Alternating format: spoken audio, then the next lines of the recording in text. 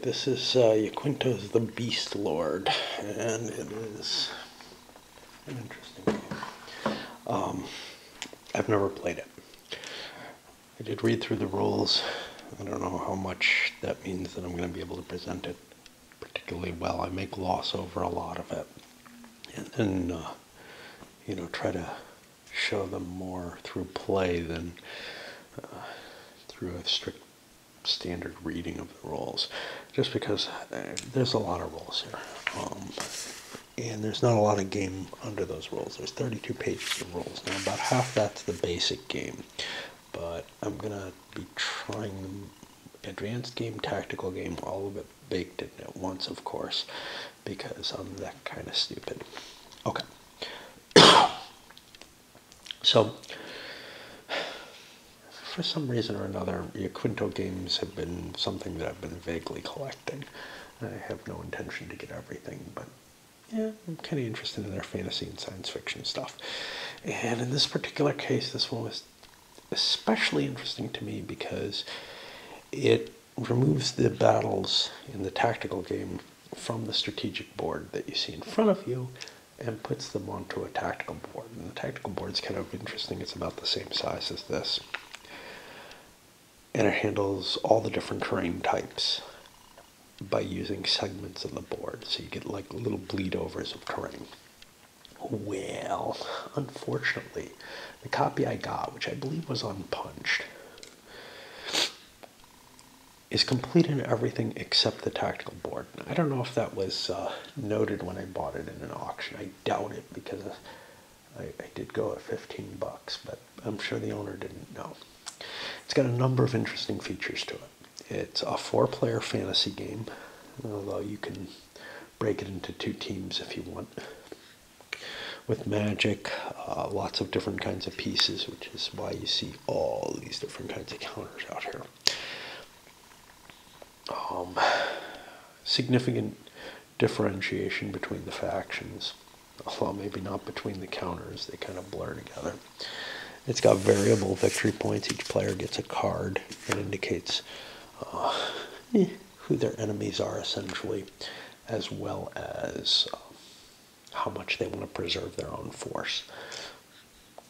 And some special rules, especially focusing on the Beastmaster, who's the red pieces.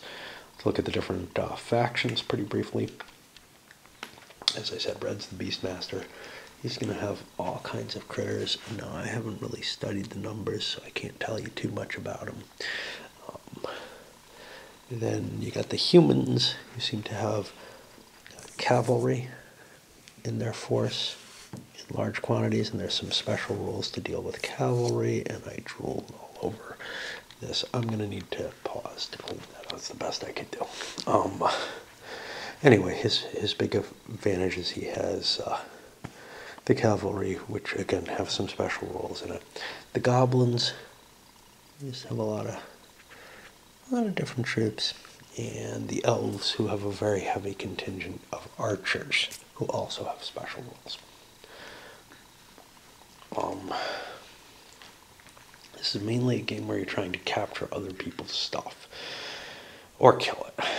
If you kill troops, they go in the destroyed box, and loot and such can be captured. Everybody's got their own settlements, loot, special people. As you go into the more advanced rules, you can actually capture troops, and we'll get to that. Magic's going to be tracked over here. This is a game where all your forces are going to be kept off board on this counter sheet, and they're dummy units and such not going around. Trying to think if there's anything else. I guess one thing that's kind of neat, this was almost an enjoyable, yeah, so that's 32 pages of this kind of print, okay. Almost an enjoyable backstory type thing here that goes into the corruption that led to the Beastlord being himself. It doesn't give a lot of story about the rest of the territory, but you kind of get that from the game, some of it. Okay, again, lots and lots of different kinds of pieces.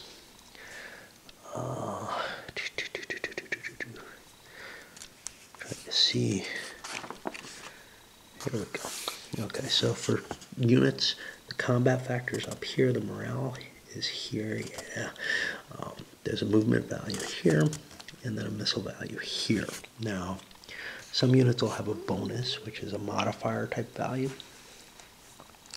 Some have other values like identification for different habitations, because they show up again also on these player boards. Let's see. Trying to see if there's anything else terribly exciting. The quality factor is going to be, I think, a multiplier on the loot. How many times you get the victory points for it. There are a number of different pieces of information kept on the side of the board. First of all, there's the combat results table, which I'll explain in a bit. Basically, it's going to be working kind of like a firepower table. Now, the two different upper rows are for the two different games. The top row is when you're playing the tactical game, and you're not going to have very large forces fighting. And the second row indicates what's used in the strategic game, where basically you just add up all your troops and get a total number and see how many units are killed. And the results differ between the two games. You're going to roll 2 dice and get a number result. On the tactical game, that's the number of hits you've applied to the enemy unit in order to try to destroy it. In the strategic game, it's the number of enemy units that are destroyed, and there's a rubric for, you know, which units get picked. Basically, it's one from each type until all types have been taken.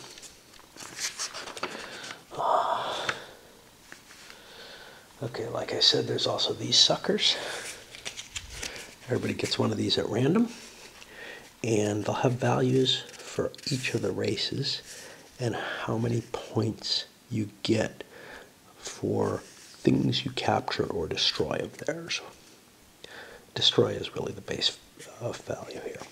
So, alternatively, it's also the amount of points that you get if you're that person and you still have that thing at the end of the game. How does the game end? Damned if I know. That I don't remember reading. But as you can see, for example, let's see, we've got a bishop here. He's worth 20. The bishop's worth nothing here. So what you want to aim for to destroy, what you want to get points for, is all variable. Now this, I think does he have negative? That looks like a -3 for each military counter. That would be horrible if that's you. You'd have to like suicide your pieces.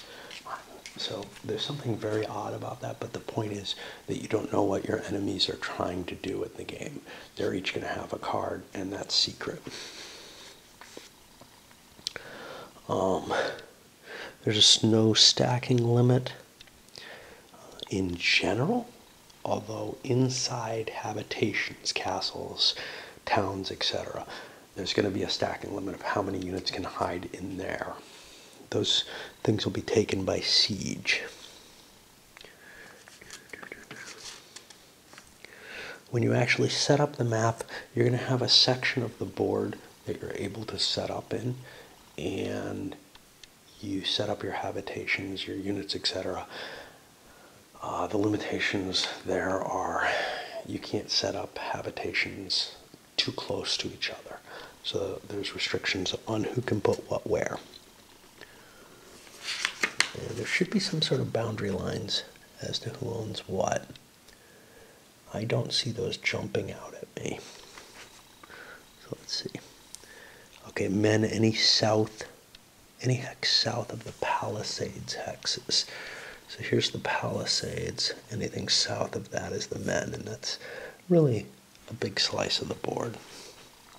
Elves west of the west side of the west branch of the Forking Run stream and north of the northern bank of Lorenz stream.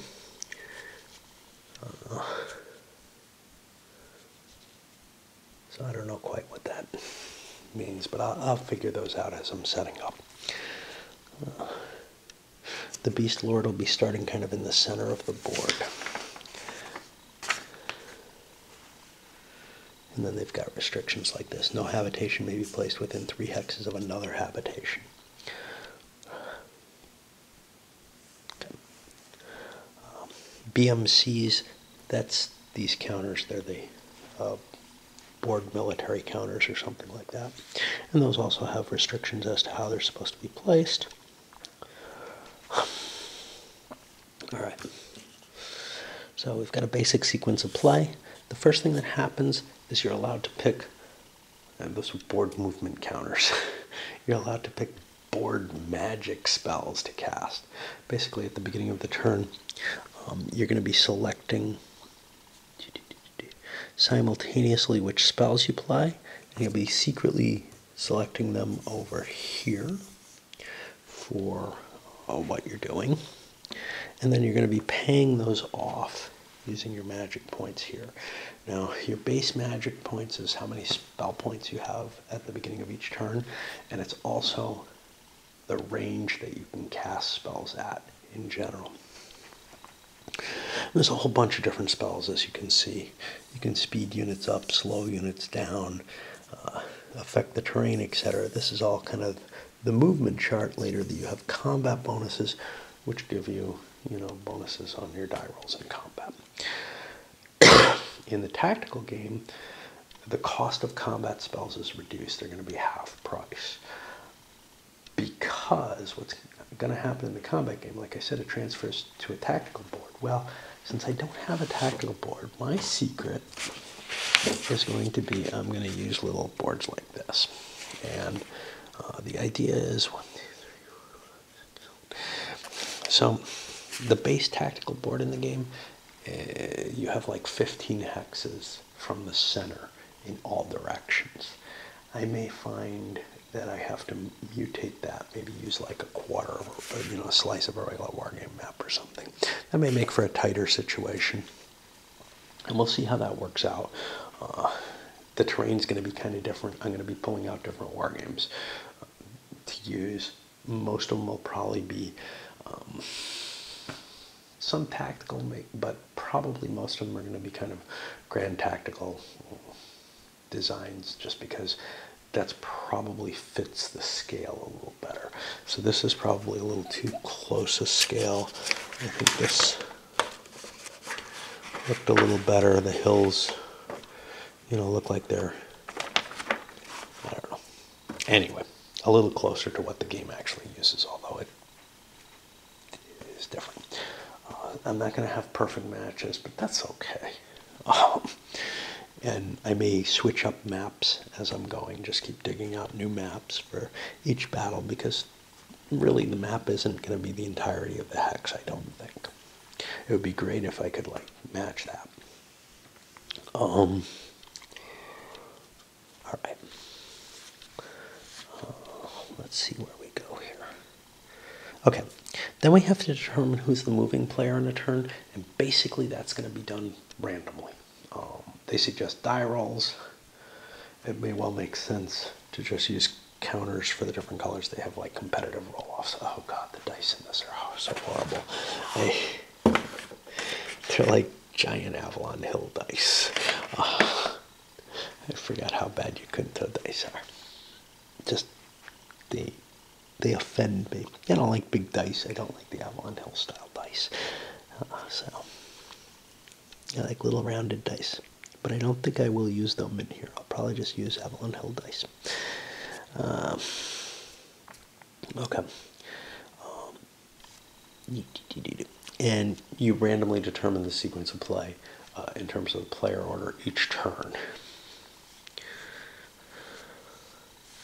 Now, while you're moving, it's possible you will move through an enemy unit, and it has the possibility of ambushing you, which can cause a combat with benefits or not. Otherwise, after movement, you're going to fight out your combats. And then you'll resolve any sieges attacks you have, and then each other player goes. And then at the end of the turn, well, there's going to be a turn. Ah, yes. At the bottom up here, we have the turn record. And I guess it goes 16 turns, and they alternate night and day.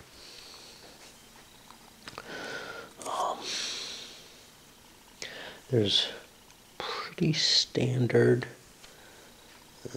somewhere. Okay, so there's terrain effects on movement and on combat, and I believe these are different for different players. So for example, the goblins have a -1 in the heavy woods, but the elves have a +2, right?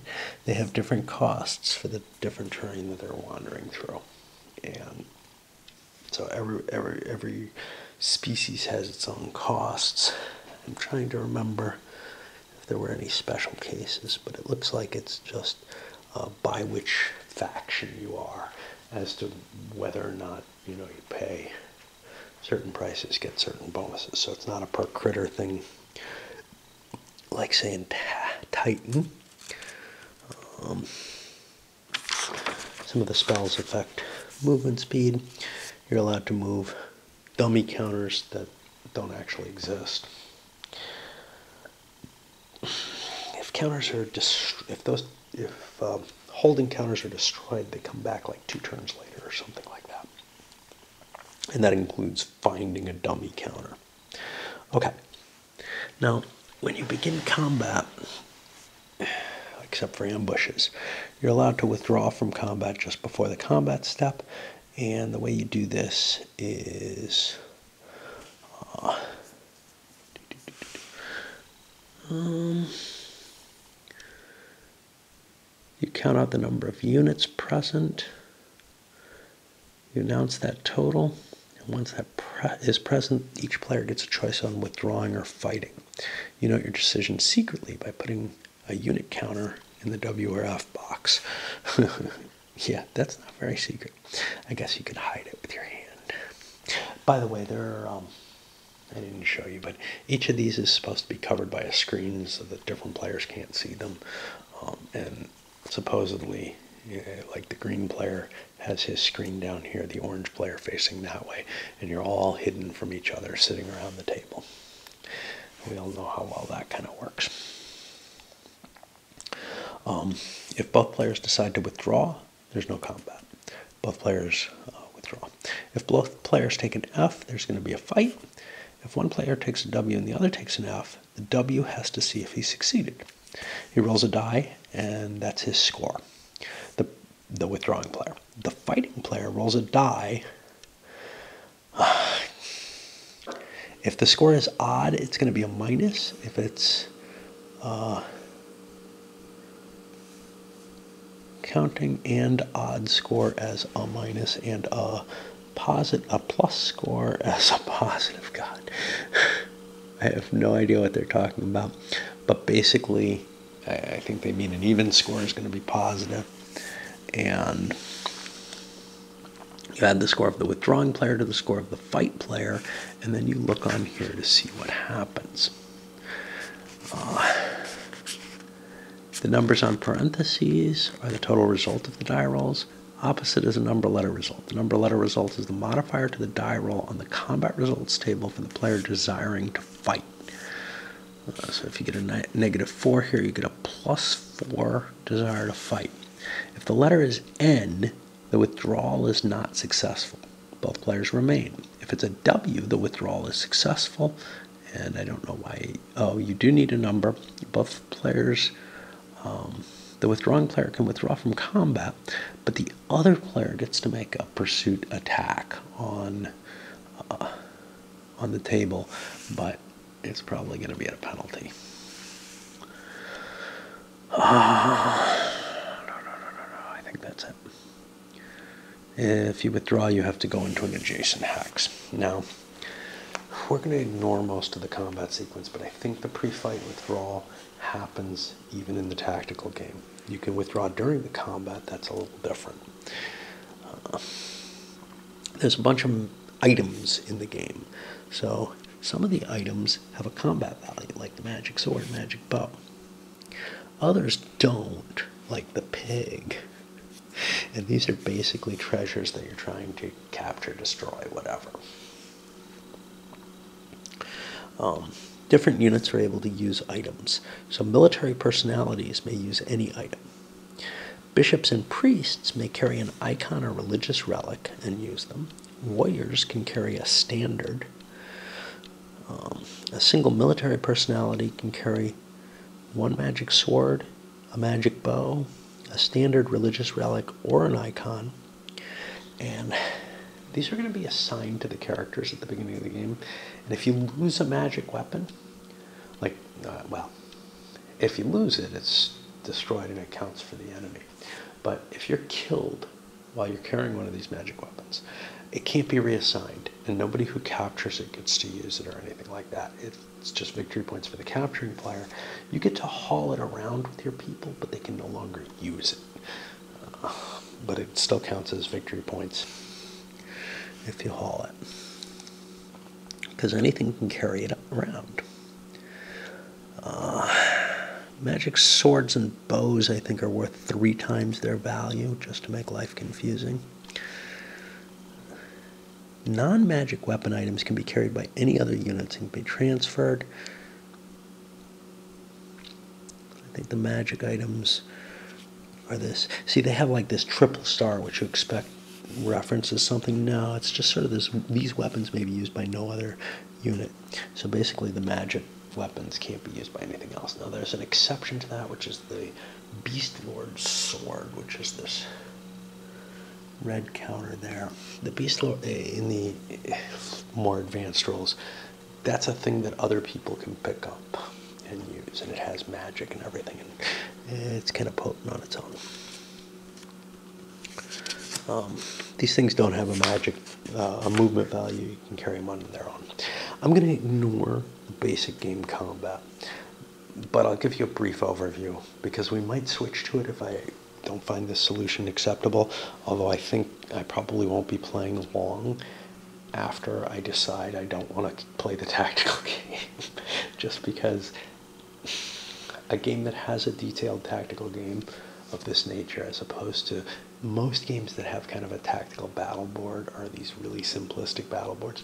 This one has, you fight out a real battle, you know, on regular boards. You know what I ought to look for is Ancient Battles Deluxe. That may have good boards for this, although I think that they're way too small. Anyway.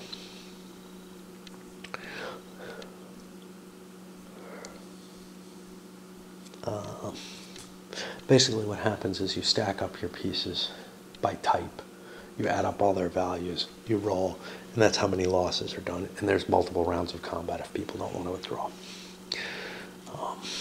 Special rules for ambush, again, I think that gets changed in the tactical game, so we'll leave that alone. Sieges, on the other hand, don't get changed. The way a siege is going to work is you do this as a normal combat. Well, I guess we do have to kind of explain that a little bit more. I think I've explained it.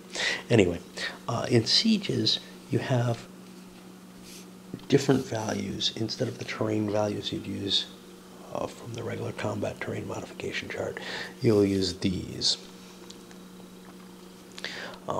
There's some unit modifications. So like specific units like engineers or hobgoblins give you a bonus in siege. Gargoyles give you a bonus. Magic depends on the spells, and these will modify the dice rolls. These guys, I believe, also modify dice roll. Civilians or breeders are going to be able to engage in combat only to defend the habitation that they're in, and they won't take casualty until all the military units garrisoning them have been eliminated. But they will fight. Now, when you lay siege to a habitation, you don't have to actually fight it. And what happens is nobody can enter or leave without a battle. So if you want to leave the habitation, you can attack the enemy. Or if you want to enter the habitation, you can attack the enemy. That's about it. There's no starving them out, no reduction, sort of. Spies can do something negative to the fortifications. The rules actually are misprinted on that, and it's not clear what the actuality is. I believe what it's going to be is to remove some or all of the penalty here. the way it's worded, it just removes the habitation, maybe? It's not clear, but that's the closest that I can come to any kind of read. Okay, spells. Like I said, you pay some of your points to cast a spell. And this is whether you're doing it in board movement or on combat for the strategic game. That, I believe, includes during sieges. When you're doing when you're doing combat on the tactical game, like I said before, the prices of the spells are halved. Now, you can spend more points than you actually have, sending yourself down into the negative values. That's going to put you into a magic overload. Bad things can happen to your mages that way, but maybe you need to do that. And there are ways you can be forced to do that. Okay.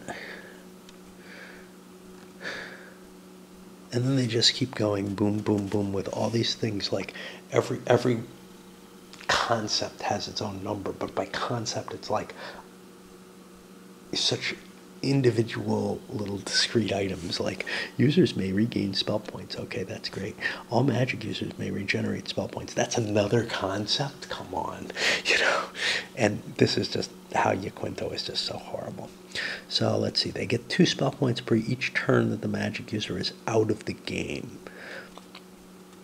Out of the game just means they're still moving around on the board. They're not allowed to do any magic. They're not allowed to fight in combat or anything like that.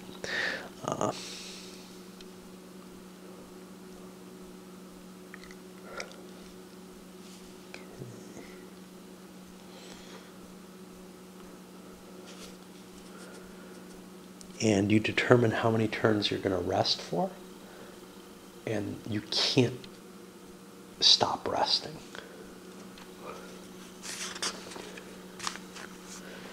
Okay, magic overload. If you cast more than you have,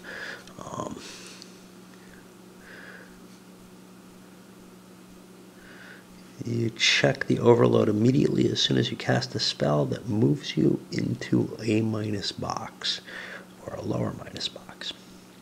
You subtract the excess spell points. If you get a 0 or less, the magic user is killed.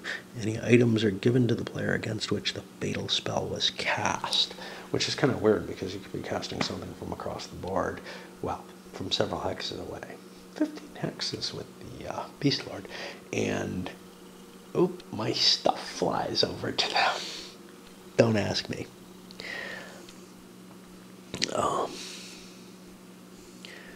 And you can never go less than the -6. That would be suicidal. There's a list of what all the different spells do. I'm not going to go into that.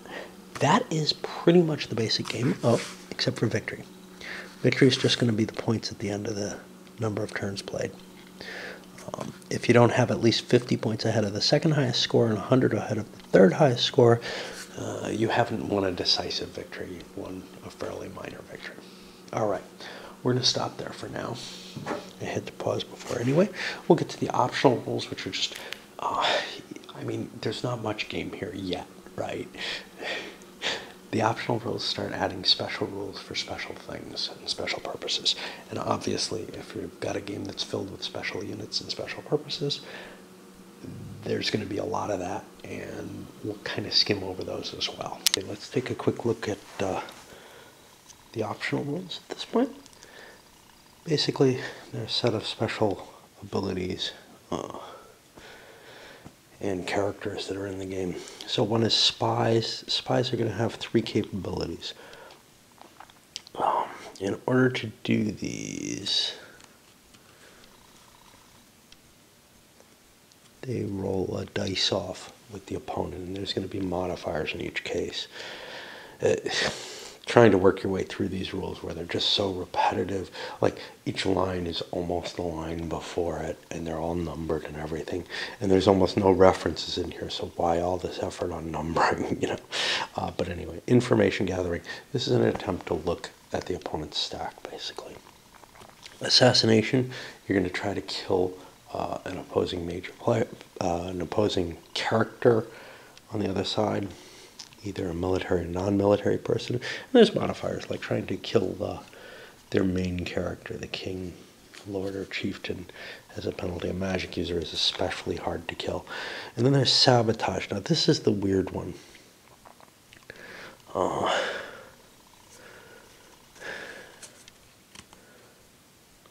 Different bonuses, but what they say is the results are basically the same as trying to kill a character, which sounds like you just destroy the whole thing. I wanted to use it as you're opening the gates or something like that, so it just negates the defensive benefit during a siege. Yeah. Results are determined as per assassination. That is all that it says, which sounds like you just eliminate the entire thing. That seemed a little extreme. So instead of that, I'm going to just negate whatever defensive benefit there is. And there's something else that leads me to believe that. But anyway, I don't remember where it is. If a spy fails, there's a possibility that they will be captured and killed. That's one of the results. The Great Dragon. So the Great Dragon is going to be over here in the center. There's a ruins right here, I guess. It's hard to see what it is.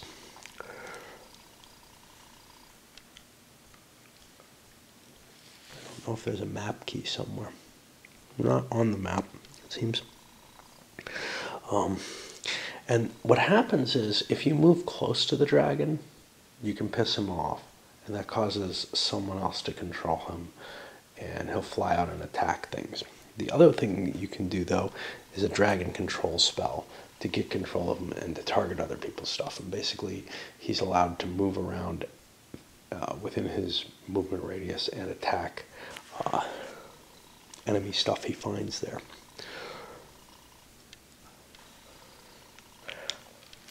If two people bid against him, there's a mechanism to handle that. And it's a little weird. First you do the normal means of determining, and then the number of spell points that you get, which would be your normal result, is compared. Because normally what happens is you get a die roll plus points that you throw into it. And then the two players roll. Yeah, I don't think this is worded correctly. It says the normal procedures followed for determining the modified spell points. Well, the modified spell points is the die roll you have on here, I believe, and that doesn't really make sense. Anyway, I don't want to dig into these rules too much because there's just so many problems with them. But trying to make sense out of them, you come up with things. So I think what happens is you calculate your spell points. Whoever put the most in is going to get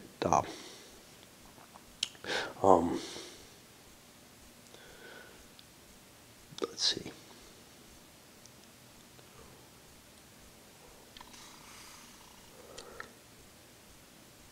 2 dice on the control table, subtracting the difference between the two bids, and the other one rolls 2 dice without a bonus or a penalty. And the dragon's allowed to attack a certain number of times based on how well you control him. If you're unsuccessful at controlling him, the dragon flies right over to the magic user who tried to do so and tries to kill him. Okay, the Great Sword. That's this white thing. And by the way, the dragon's in the Beastlord's counter mix. I don't know if you use him in the basic game without the optional. If you do, he's quite a potent thing for the Beastlord to have. If you don't, well, it's going to really skew the balance between the two games, whether or not the dragon is controlled if you do use him in the base game. Okay, so the sword. The sword's going to be sitting in the dragon's lair, which means to go find it, you're going to cause the dragon to be pissed off. So you want to get control of the dragon or something like that to sneak in there, I guess.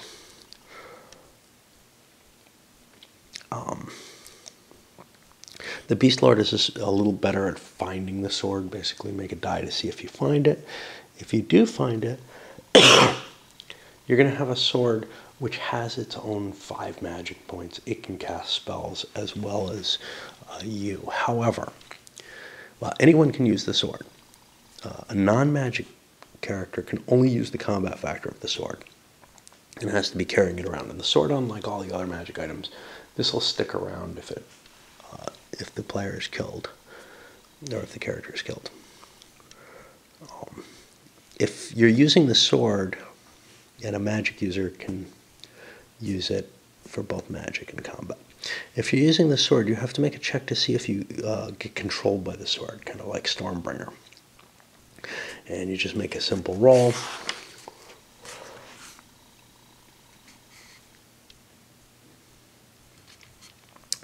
And if you fail, and you're a magic user, you have a chance to resist the sword.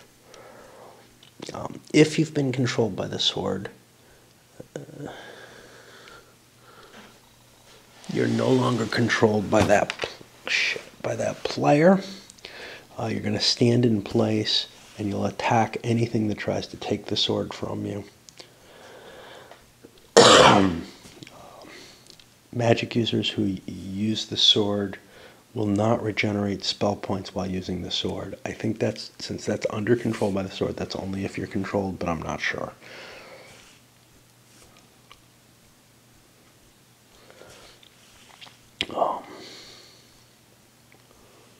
Okay. Withdrawal from combat. You know, I didn't explain the withdrawal from combat, but I don't think, well, I did with the FW, but there's a post-combat withdrawal as well. But withdrawal from combat during the normal withdrawal from combat phase, humans have trouble finding or withdrawing at night. They like to sleep, and they don't have infravision and all that. If you have captured units and the troops that they're with are engaged in combat, they have a chance to try to withdraw on their own and sneak away, but not once they're locked into a habitation.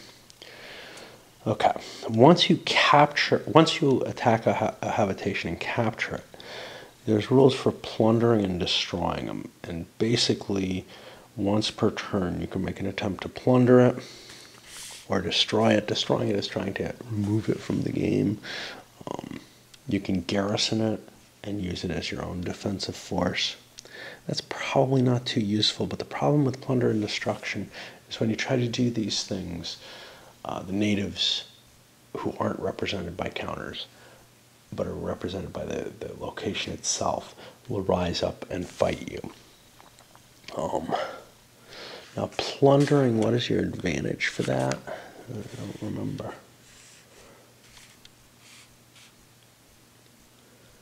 You find item units. Oh, so any items that are sitting around there don't automatically fall to you. You have to search for them with plunder. And that might include like the piggies that the humans have, and just some of the stuff's just not that exciting, you know, and it's not like you're going to get to use the magic items or whatever. And you have a number of different options. The essence. The essence is something the Beastmaster has. It's this little ghost thing. Again, it's only, this is definitely, well, it doesn't spell out if it's used in the basic game. I don't remember anywhere where it says remove these counters from his pool. The deal with the essence is, if you kill the Beastlord, he comes back, unless you've destroyed the essence. And if you destroy the essence, the Beastlord drops down to a -5 magical ability. He has an immediate check to see if he's overloaded, and if he succeeds, then he must regenerate spell points before he I don't know what the fuck I'm thinking. I'll turn this off. Let me see if I can remember where I am. The Beastlord. The Beastlord will be able to regenerate his points, but if he's killed permanently at that point. Okay. I'm going to ignore the battle formation rules. This is a modification to the way lines are handled in the basic combat system. I'm not going to fully describe the basic combat system. I'm not fully describing anything, but I'm not going to fully worry about the basic combat system simply because I'm not going to be playing with it, I hope. Mounted charge. Men's, knights, and sergeants, and they're things mounted on horses. With the exception of their lord, who is mounted on a horsey. In clear terrain, can make a mounted charge.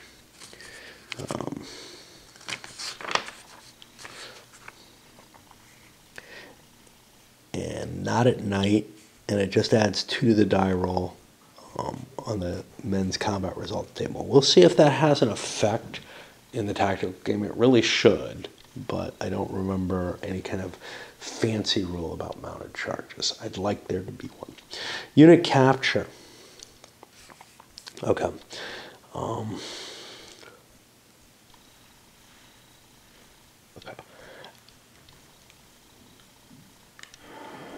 If someone is carrying a unit,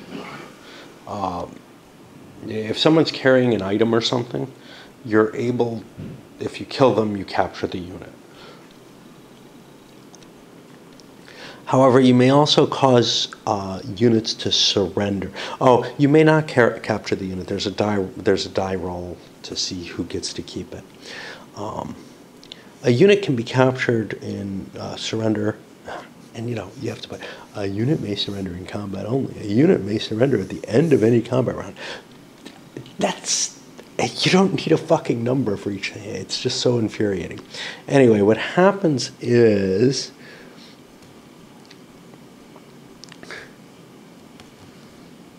I don't fucking know what happens because I can't read this shit. Okay. Basically, I think the unit's allowed to surrender. And the opponent is allowed to accept or refuse the surrender. If the opponent refuses the surrender, you have a die roll to see if it fights better or worse, which is all kind of random. If they do surrender, you capture them. Now, you have the option to slaughter the prisoners, but that's going to be by using the combat table. However, they don't get to fight back. So, I'm not sure how much advantage there is to surrendering, because you can be executed pretty easily once you surrender. But the hope is that if units surrender, they will be liberated during the course of the combat. Okay. I have a couple more little pieces here, and then I gotta go to work. Archer units in combat. The magic bow is going to give you archery capability. There's also actual archers. Now, in the non-tactical rules, the archers can shoot from the second line of combat, or they get a bonus for shooting from the first line of combat. And firing, I believe, happens before normal combat. During the movement turn, if they're in the second line of combat, they don't do any melee, obviously. Well, maybe not obviously, because I didn't say that. Camps and fortifications. At the end of your turn, you can spend some movement factors to throw up some temporary defenses. If you want to stay where you are. Stream or river in a hex combat location. You make a roll-off to see who gets control of the stream for a combat bonus in the normal. Diplomacy. Players are allowed to do prisoner exchange, shipments, etc., but they have to do them through the regular rules of the game. So you've got to carry stuff and trust each other to some extent if you're cutting deals. But allies can cut a deal to move and fight together. The alliance can be kind of broken at any time, though, which is not well described, which means I don't know what you do if two people are moving together and then they're not, because an attack. Anyway, that's that. And then we go to introduction. What the fuck? Well, this is the beginning of the tactical rules. And we'll pause that. The remaining few pages of the rules are going to be based on the tactical game. And basically this is just defining a tactical war game. I didn't mention these guys. These guys are to mark which spells you're casting. So you've got some secrecy there. I don't know, again, how much secrecy there is unless your screen's over that as well. Which might be the intention, but then the board's kind of hidden from everybody's view. Okay, so they give a distance. Hexes are 50 meters. Wow, that's tiny. That's even more tactically tiny than the tactical maps that I'm saying, oh, they're too small. The problem here is I looked at the online representations of the map, and it's a very, it looks like, the hills are tiny little things, 1 or 2 hexes. So I'm not sure the terrain represented here is well done. We'll see what we can get using other games, and some of the games may have different designs, like some of them might be layer cake type things, some of them might not, and we'll fudge it as we go. Okay, so we have a bunch of different terrains that are on the strategic map, and it tells you how to translate them onto the tactical map. There's some work in this, and we're going to be doing it differently anyway, so no reason to cope with that. Then you roll a die, and you get a slice where you can set up your pieces.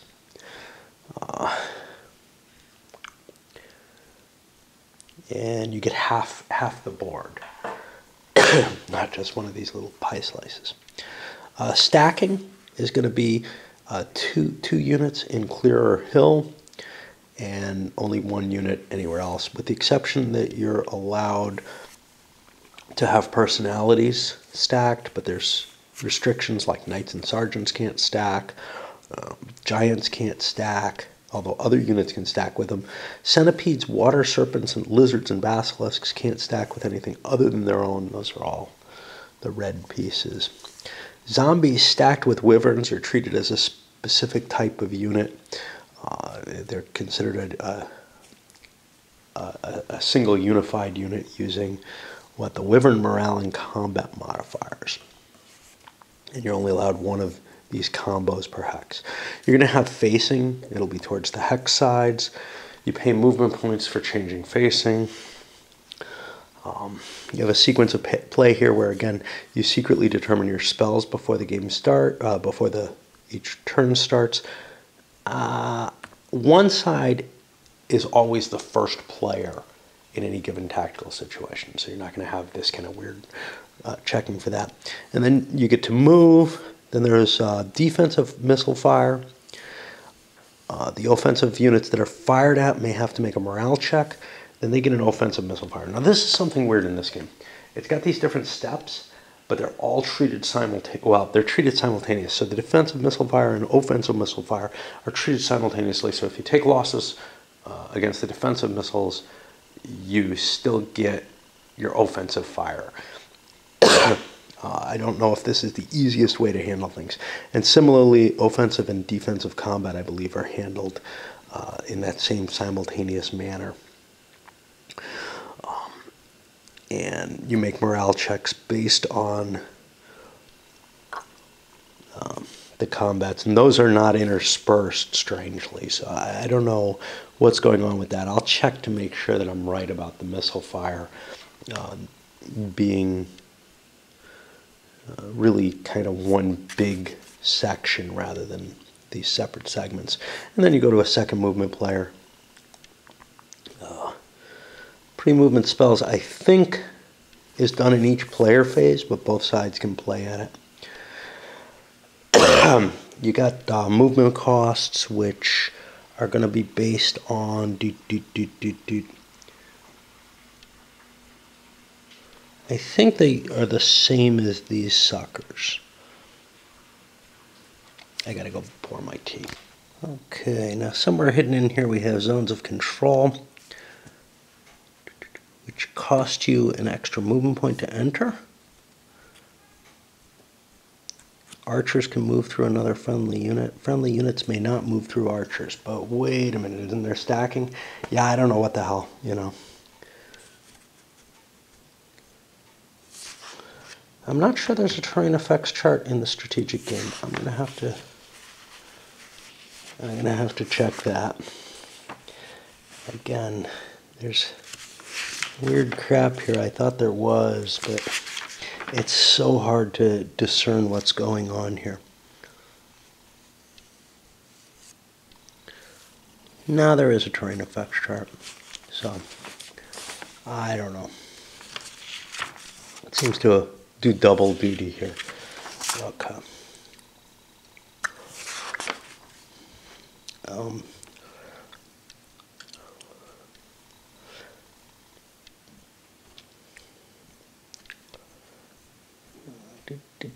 Some of the units have the capability to move in water, which I think mainly beast creatures. Okay, archery. When you have archery, we read all these things that look like a standard thing. If you're engaged in combat, you may not shoot. You cannot shoot at any target through your rear. You cannot shoot through other units. You cannot shoot through hills. If you're adjacent to a unit of the same side, you can fire over it. Oh, but you can't shoot through it, right?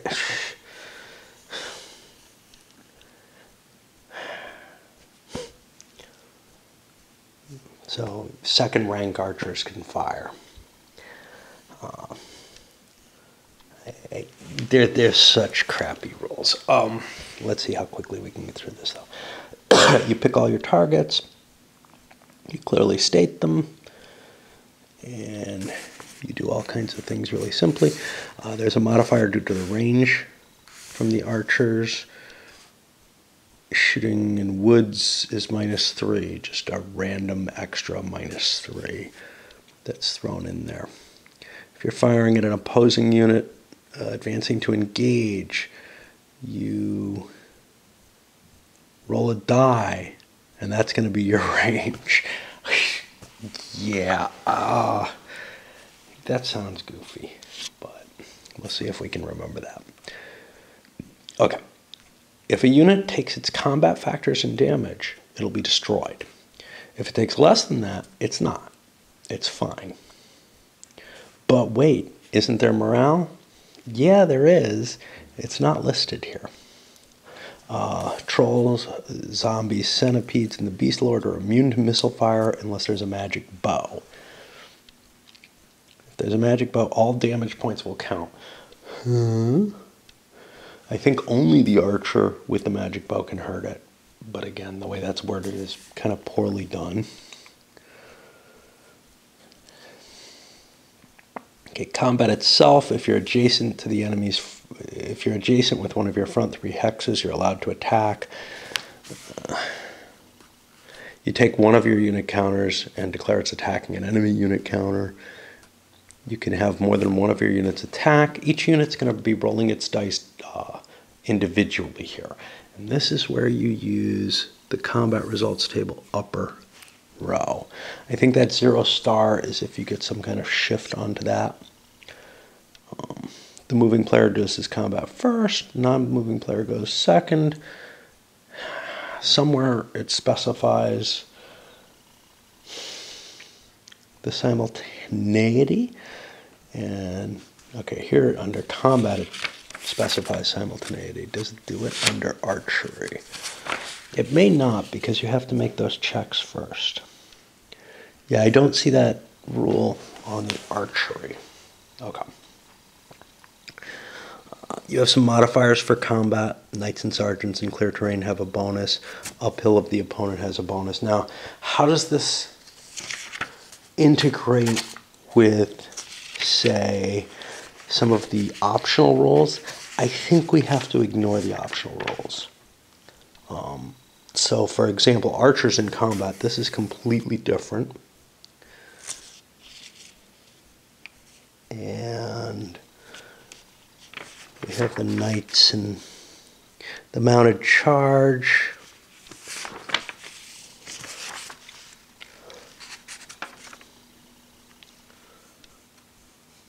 Which is +2 to the die roll instead of the +1 that we're seeing here. Again, I don't know if they're meant to be cumulative, but obviously the archers cannot be. They're designed for that basic game. And it seems kind of goofy that there'd be a specific modifier for knights and sergeants in here if it's in addition to the charge optional roll. So I feel this is going to supersede those.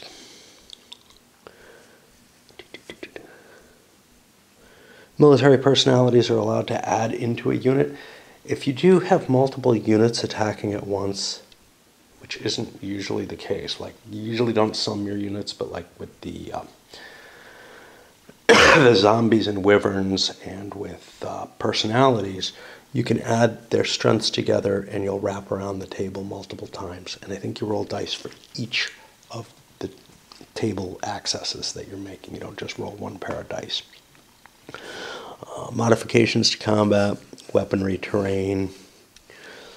Being uphill gives you a bonus. Being downhill from the opponent doesn't give you a penalty, strangely enough. I would say otherwise. Terrain combat modifiers apply to the hex the defender occupies. Well, so here, these are going to be pluses and minuses again. I assume that's to the die roll again, not to the strength. If all opposing units in the combat are not eliminated, the opponents engaged in combat will remain locked there until the next turn. Units involved in extended combat must withdraw to break off combat. They may not move except to withdraw. You can withdraw by following the same procedure as in the strategic game. Instead of marking the intention in the box, though, hey, it's not the same procedure. You just announce it after all movement's been completed, and you, it seems, use movement points even though that's not specified. After combat, you can occupy the enemy hex if you win. There's no sieges in the tactical game. There's a bunch of special capabilities, like if gargoyles engage a goblin unit in combat, the gargoyles will be engaged in combat and may be attacked.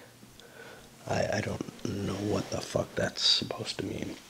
I guess gargoyles have a special ability. Gargoyles cannot be attacked offensively by human, elf, or goblin movement phase. Yeah. So when you take damage points on the CRT, it's scored against the combat factors of the unit. If you total the CP, you eliminate the unit. Otherwise, you do not. All right. When an adjacent friendly counter routes, or when a friendly counter within 2 hexes of you is eliminated, you have to make a morale check, or if a leader is killed within sight of you. And you roll, and you get some modifiers to it. And if you roll less than the unit's morale factor, the unit might have to fall back or even rout. Now when it routs, it runs directly away at maximum movement. The unit will face away from the enemy and be unable to move or engage in combat during its next turn. Oh, we probably need some kind of routed marker, but they recover after that. Remember though, that can cause other units to check morale. Magic, again, bunches of spells that are generally pre-plotted at the beginning of the turn and then thrown in at time. And